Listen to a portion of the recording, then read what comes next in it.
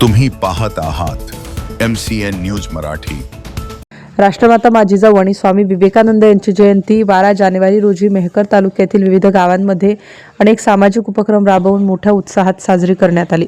त्यानिमित्त कुठे रॅली तर कुठे पत्रकारांचा सत्कार तर कुठे सामाजिक कार्य असे विविध उपक्रम राबवण्यात आले। क्रांतिज्योती सावित्रीबाई फुले, 3 जानेवारी बालिका दिवस, महिला मुक्ती दिन, आद्य पत्रकार बाळशास्त्री जांभेकर, 6 जानेवारी दर्पण दिन, फातिमा शेख, 9 जानेवारी स्वामी विवेकानंद व राष्ट्रमाता लोकमाता जिजाऊ साहेब, 12 जानेवारी या दिवशी महापुरुषांच्या जयंतीनिमित्त जानेफळ येथील सामाजिक व राजकीय पुढारी देवानंद पवार तसेच सामाजिक कार्यकर्त्या माधुरीताई देवानंद पवार यांनी 3 जानेवारी ते 12 जानेवारी दरम्यान जानेफळ व परिसरामध्ये सेवा पंधरवडा निमित्त विविध शाळेमध्ये विद्यार्थ्यांना स्वदेशी प्रेम व शिक्षणातून स्त्री पुरुष समानता व सामाजिक एकात्मतेचा संदेश देण्यात आला।